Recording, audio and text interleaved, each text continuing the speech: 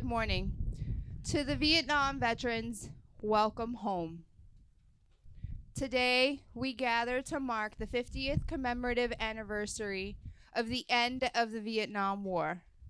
It is a solemn and significant occasion, one where we honor our brothers and sisters in arms who served with unwavering dedication and made immense sacrifices. You answered the call to duty despite uncertainty and adversity, fighting for a nation that at times struggled to separate the war from the warrior. On March 29th, 2017, the Vietnam Veterans Recognition Act was signed into law, designating this date to acknowledge the final departure of U.S. combat troops from the Republic of Vietnam. However, as many of you know all too well, the war was not left on the battlefield. Its wounds, both visible and invisible, have continued to impact our veterans and families for decades. Today, as a nation, we express our deepest gratitude to the 6 million Vietnam veterans living in America today.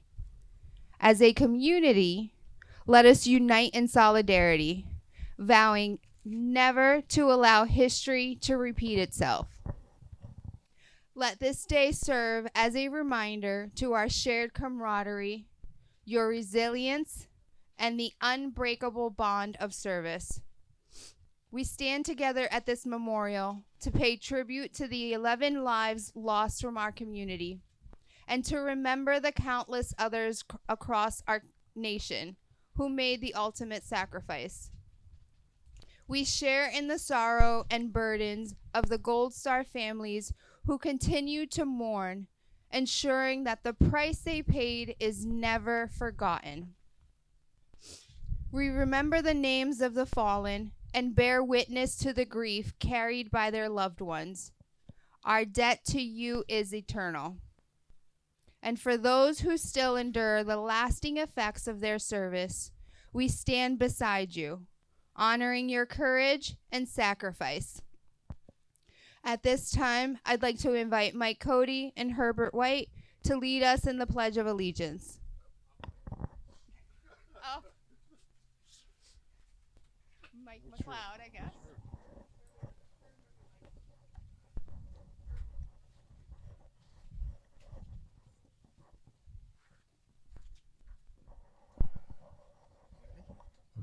Okay. Pledge allegiance to the flag of the United States of America and to the republic for which it stands, one nation, under God, indivisible, with liberty and justice for all. Thank you, Mike Cody.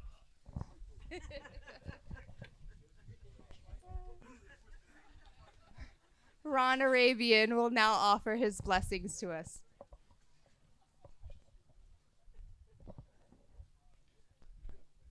Our Father, who art in heaven, hallowed be thy name. Thy kingdom come, thy will be done, on earth as it is in heaven. Give us this day our daily bread, and forgive us our trespasses, as we forgive those who trespass against us. And lead us not into temptation, but deliver us from evil. Amen. Thank you.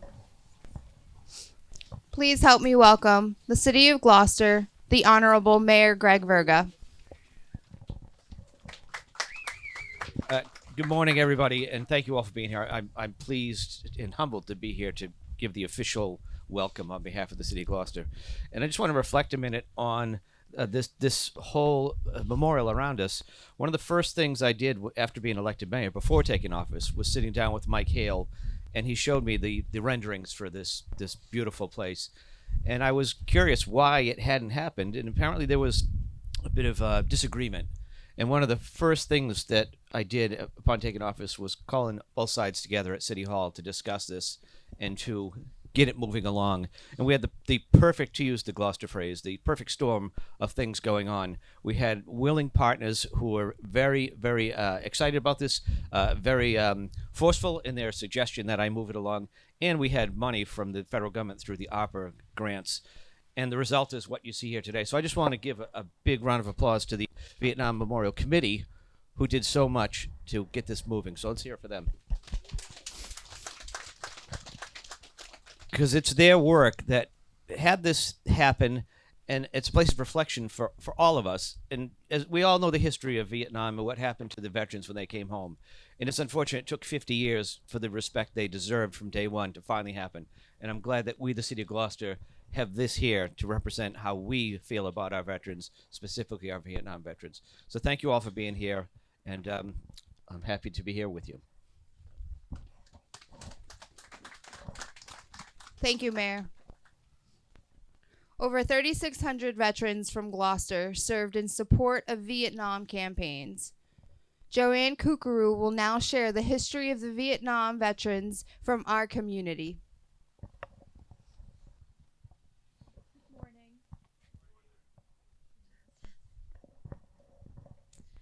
From the arrival of the first U.S. military advisors in the 1950s, the fall of Saigon on April 30th, 1975, U.S. involvement in Vietnam was central to the Cold War policies of Presidents Eisenhower, Kennedy, Johnson, Nixon, and Ford.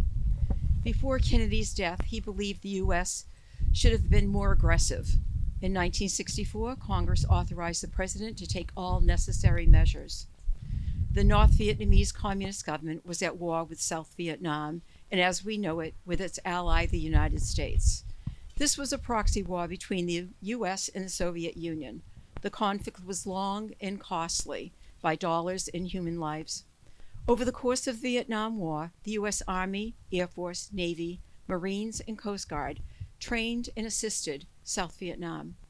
The U.S. military located and destroyed North Vietnamese troops, supply routes, conducted ground operations. The Viet Cong and the North Vietnamese Army patrolled rivers, canals, mined Vietnamese ports, while other military doctors, nurses, soldiers attended to the wounded and the dead. Stateside military personnel, when they would be called to war, military personnel who served in the states around the world were a great support in keeping the U.S. and its allies safe and provided a lot of intelligence. At this time, the draft as we knew it ended in 1969. People sat in front of their televisions wondering what their lottery number would be. The lottery system assigned a random number to each day of the year. The lower the number, the more likely a man with that birthday would be drafted. The draft lottery was used to select men for service until 1973. When the draft was ended, others chose to leave the states and dodge the draft and receive medical exemptions from their family doctors. During the Vietnam War, more than 265,000 American women served in the military, and 11,000 women served in Vietnam, with 90% of them working as volunteer nurses. An estimated 3.4 million U.S. service members deployed to Southeast Asia. 2.7 million deployed to Vietnam. Army Corps nurses arrived in Vietnam as early as 1956. 8 American military women were killed in Vietnam. 59 civilian women were killed in Vietnam. Some 500,000 out of 3 million troops suffers from PTSD. Upon returning to the U.S., women faced hostile treatment like their male counterparts. Men and women rarely spoke about their service. Limited information about American women in Vietnam complicates issues regarding their health.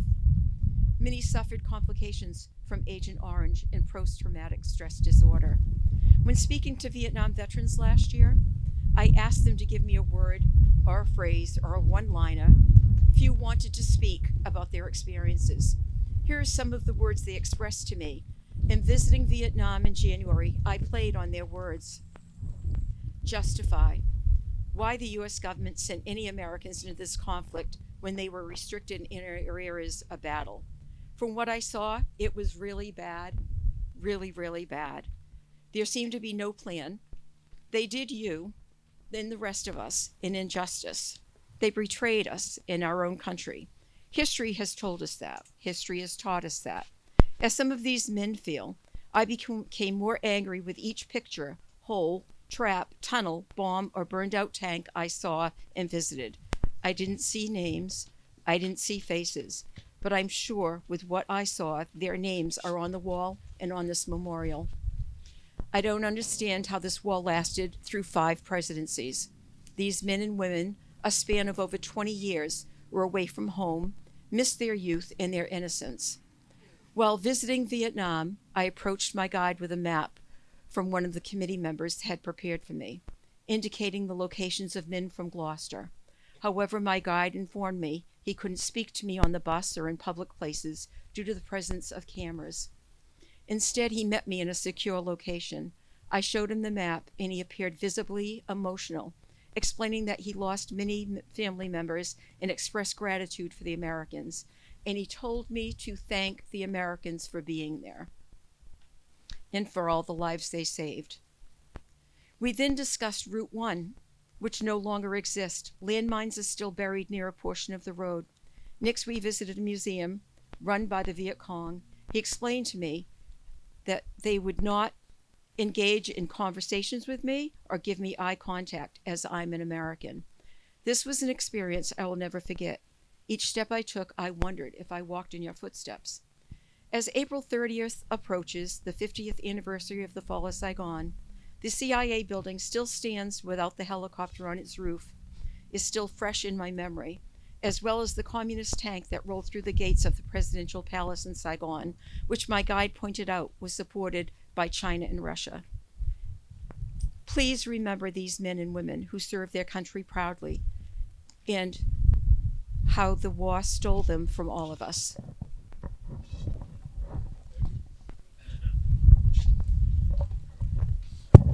Thank you.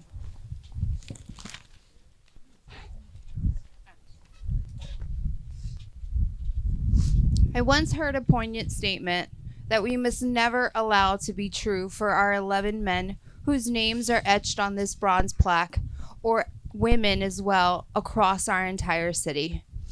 The quote reads, "A person dies twice, once when they take their final breath, and a second time when their name is spoken for the last time. Today, we will ensure that these brave individuals are never forgotten. Ruth Pino will now share their legacies and recite the names of those killed in action in Vietnam, keeping their memories alive in our hearts forever." Good morning, everyone. Thanks for being here. It's a special place. Today, we remember all Vietnam veterans and their families that suffered along with them. Today is National Vietnam Veterans Day, and while we honor all of them, this memorial is about the 11 young men on this plaque. Some of their families are here today and will participate in the laying of the wreath later. Please meet them and thank them and acknowledge their loss. As we remember these 11 young men at each of the services we have here, their stories may seem repetitive, but their families have not forgotten them, and neither should we.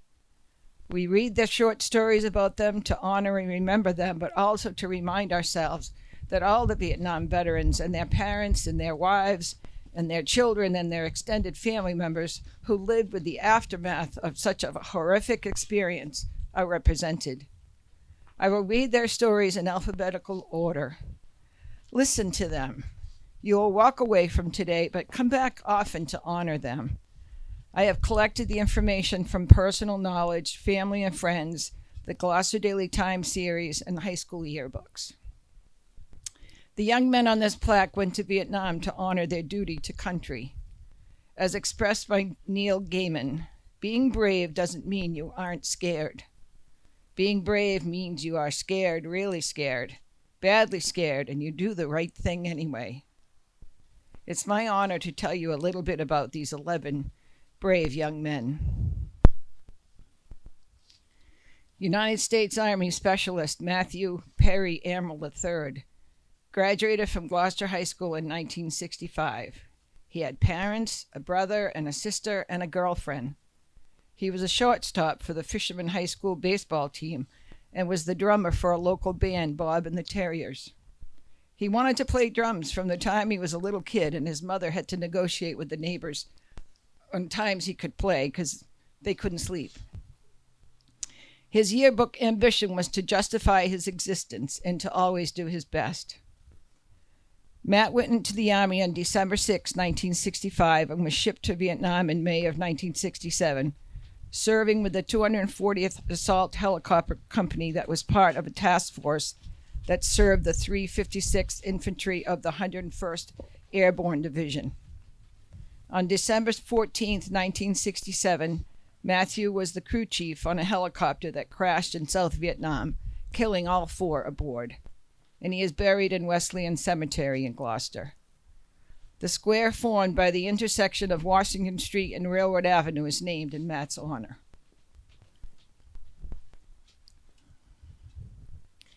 United States Army Captain David Winslow Bowman graduated from Gloucester High School in 1955 and was the first soldier from these 11 to die in Vietnam. He was 27 when he died on April 6, 1965, while serving as an advisor to the 44th Ranger Battalion of the Army of Republic of Vietnam. He was mortally wounded during a mission to assist a South Vietnamese armored troop under attack. He is buried at Arlington National Cemetery, slightly south of the tomb of the unknown soldier. He left behind his widowed mother, his sister, his wife, and a 4-month-old son. The square formed by the intersection of Washington and Reynard Streets is named in his honor. In the 1955 yearbook, David listed his ambition as to be a 20-year man in the Army. For his extraordinary heroism under fire during the mission, he was posthumously promoted to captain and awarded a Purple Heart and the Distinguished Service Cross, the second highest honor that can be bestowed upon a soldier in the United States Army.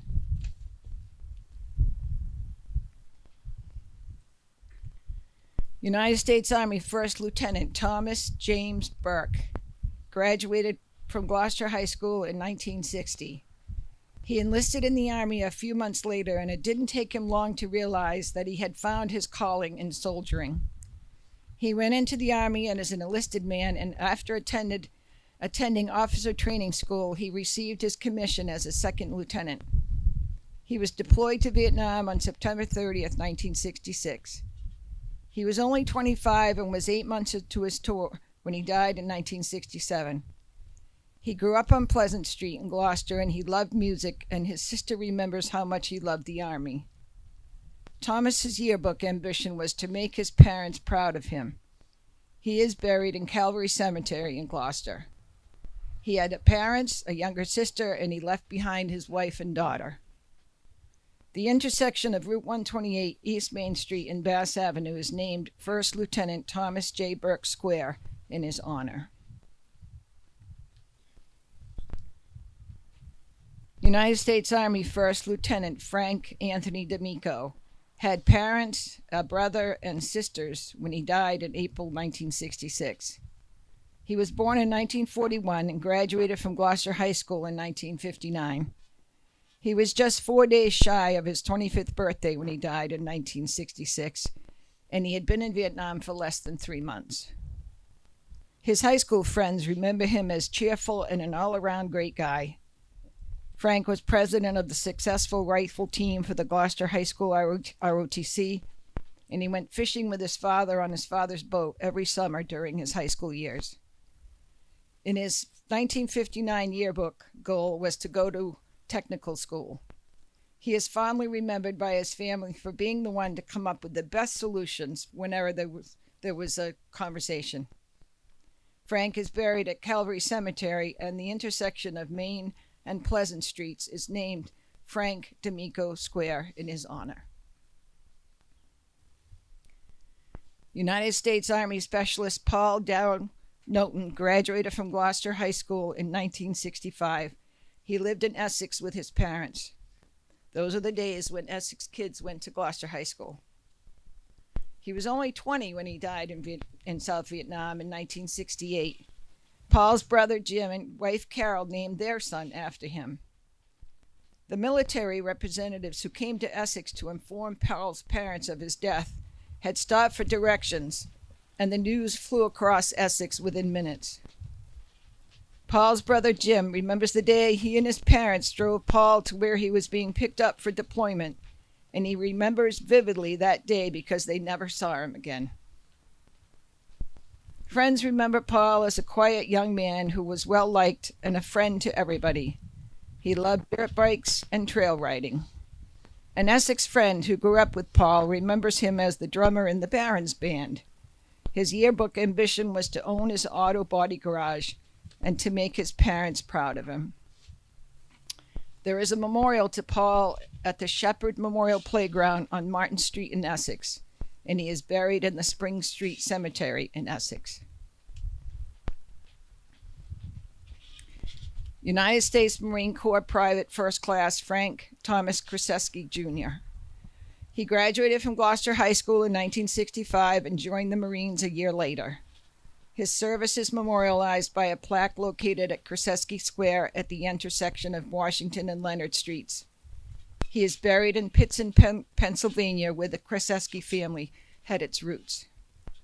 According to the Gloucester High School yearbook, Frank served in the school's junior ROTC program, and his interest included music, especially the guitar, and hunting and fishing. He was remembered as quiet and reserved, and his goal after high school was to attend a trade school. In a 2015 interview, Frank's father said he was a good boy. They made a Marine out of him. When he came home on leave before he went to Vietnam, he was a Marine. And Frank's sisters remembers the heavy burden the loss of Frank had on her parents. United States Army Warrant Officer Stephen Leslie Lane became the final serviceman from Gloucester High School to die in the Vietnam War. Stephen was born in 1944 and graduated from Gloucester High School in 1962. He won honors during his ROTC days at Gloucester High School, and his ambition was to be one of the Blue Angels. He completed his Army basic training at Fort Polk in Louisiana and attended flight school at Fort Walters, Texas. He began his tour of duty in Vietnam as a helicopter pilot in November 1969, and he was killed 6 months later when he was only 25 years old. A fellow soldier remembered that Stephen's chopper was shot down while supporting South Vietnamese Rangers and infantry. He left behind his parents, his wife Judith, and he's buried in Beechbrook Cemetery. He was an avid shooter and sportsman, and the outdoor range at Cape Ann Sportsman's Club is named in his honor. Stephen is memorialized by a plaque at the square in the front of the Willow Rest, near the intersection of Washington and Holly Streets.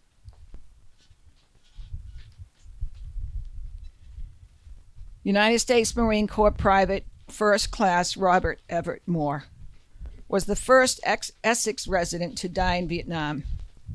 He was born in 1948 and graduated from Gloucester High School in 1966.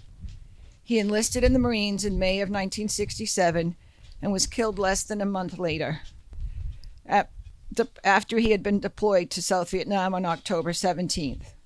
He was only 19. His yearbook ambition was to go into the service when he graduated and to make his parents proud of him. A friend from Essex remembers Bobby as a really good kid, playing ball with him and hunting with him and his father. Robert is memorialized along with Essex resident Paul Knowlton, who died in Vietnam the next year, by the Knowlton Moore Memorial Playground located in Shepherd Memorial Park in Essex, which includes granite memorials to both of them. United States Army Sergeant Salvatore John Piscitello, known as Sammy by his family and friends, was born in 1945 and graduated from Gloucester High School in 1964. He played the trombone in both the Gloucester High School and St. Anne's Band. Sammy went into the Army in November of 1967. He did his basic training at Fort Dix, New Jersey, as well as advanced infantry training at Fort Jackson, North Carolina, and non-commissioned officer school at Fort Benning, Georgia, in 1968, where he was promoted to sergeant. He was engaged to a Gloucester girl when he deployed to Vietnam, and he died in November of 1968, just 2 months later. He was 23. Sammy was very active in the Fiesta Greasy Pole and seine boats. And after Sammy died, the Fiesta Committee dedicated the Greasy Pole Trophy in his memory. Sammy is memorialized by a plaque at Piscatella Square at the intersection of Wanson and Fremont Street in Gloucester.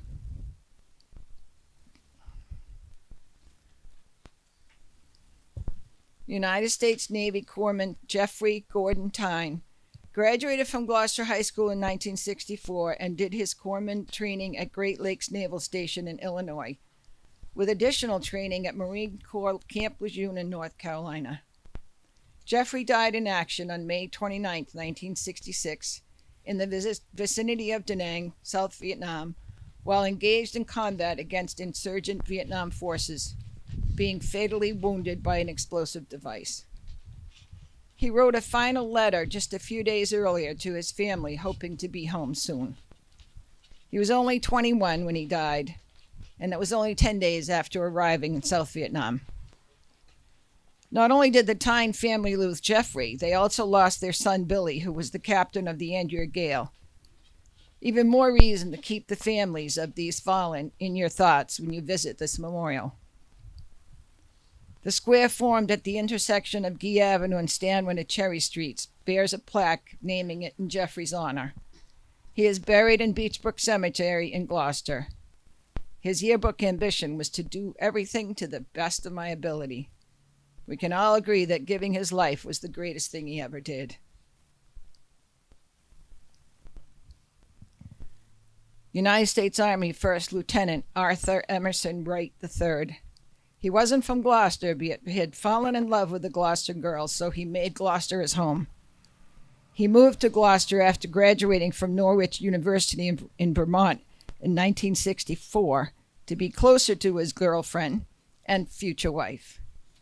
He became a substitute teacher at Gloucester High School and Central Grammar while waiting to begin active duty in the United States Army. He was born on May 8, 1943 in Atlantic City, New Jersey, and planned to return to Gloucester after his military service and resume teaching in the Gloucester schools. On November 16, 1966, when Arthur was a tank commander in the Army's 34th Armored Regiment, he was critically wounded when the tank he was commanded received a direct hit from communist artillery and rockets. He was airlifted back to the United States and died 9 days after being wounded on November 25, 1966. He was only 23. He was such a fine boy, said Gloucester High School Bryce principal Bob Karcher. He is buried in Rock Ridge Cemetery in Sharon, and there is a memorial dedicated to him at the intersection of Walnut and Bacon Streets in Natick, where his parents lived. Take the time today to greet the Vietnam veterans who stand among us. They are a special breed, and what it means to be brave. Never forget these 11 young men. Honor, respect, and treasure this special place. Thank you, Ruth.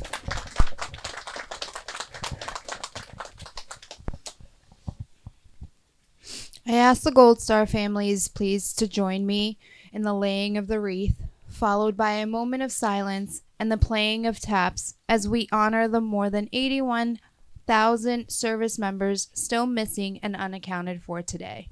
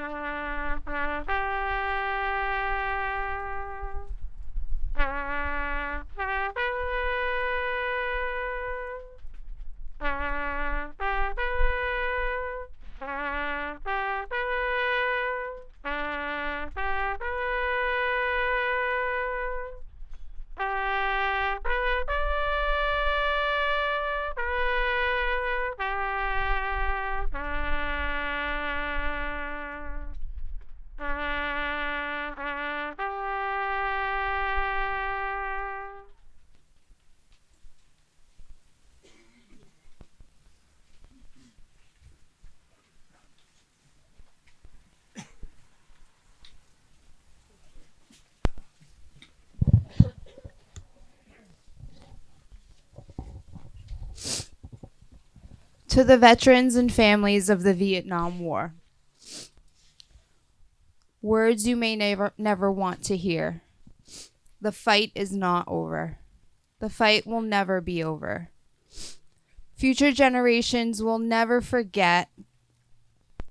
Future generations will forever be indebted to the lessons you have taught us. Because of your resilience and your advocacy, we have made great strides in supporting those who serve. As you suffer from the physical effects of Agent Orange and the invisible wounds of war, know that the Cape Ann Office of Veteran Services is here to support and guide you and your families. Let us continue to learn from the past, using its lessons to build a stronger, more compassionate nation who puts veterans first. In these challenging times, we must pledge to support all veterans, ensuring they receive the care, respect, and recognition they so rightfully deserve. On this National Vietnam Veterans Day 2025, we honor the memory of those who serve and recognize the sacrifices made by each and every single one of you. Today and always, we extend our deepest thanks and say once more, welcome home. This concludes today's Wreath Lane observance. We do invite you all to join us at the Captain Lester S. Wass American Legion Post 3 for a celebration of your service and your sacrifices. A reminder to everyone that we do have the cater trolley available. You are able to leave your vehicles here, and the trolley will transport you over to the Legion and provide transportation back as well. I'd also like to invite you all to this year's Memorial Day observances as we honor the families of many of your peers whose lives have been lost to the detriments of Agent Orange, followed by the Vietnam Veterans Committee observance right here at the memorial.